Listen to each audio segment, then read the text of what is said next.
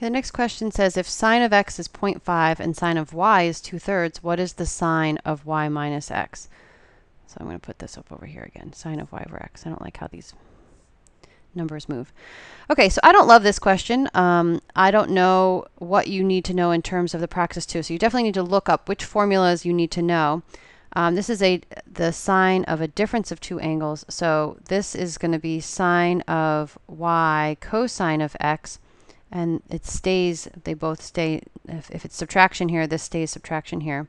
And then we switch it to cosine of y sine of x.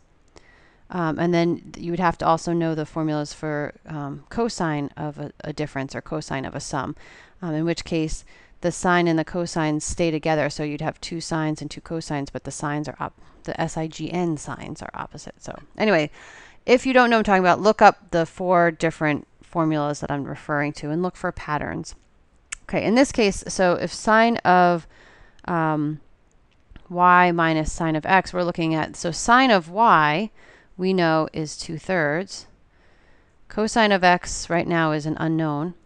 And cosine of y is an unknown, but sine of x is 0.5. So I'm going to just write that as 1/2. So the question is, how do we know these other values? Well, this is going to be just like how we did the last problem. So if I know that sine of x is 1/2, I know that the opposite over the hypotenuse has a ratio of 1/2. So if I use Pythagorean theorem, I can find that the other side is the square root of 3. So cosine of x is the adjacent over the hypotenuse. So this is going to be the square root of 3 over 2. And then likewise, I do the same thing. I draw another picture for my y. And I'm told that the sine of y is 2/3. So again, opposite over a hypotenuse.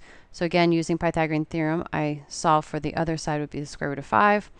And so the cosine of y is the adjacent square root of 5 over the hypotenuse 3. So I've got 2 times square root of 3 over 2 times 6, 2 times 3, which is 6, minus the square root of 5 times 1 over 3 times 2 is 6. So I've got my 2 square root of 3 minus the square root of 5, all of that over 6. So that's choice D.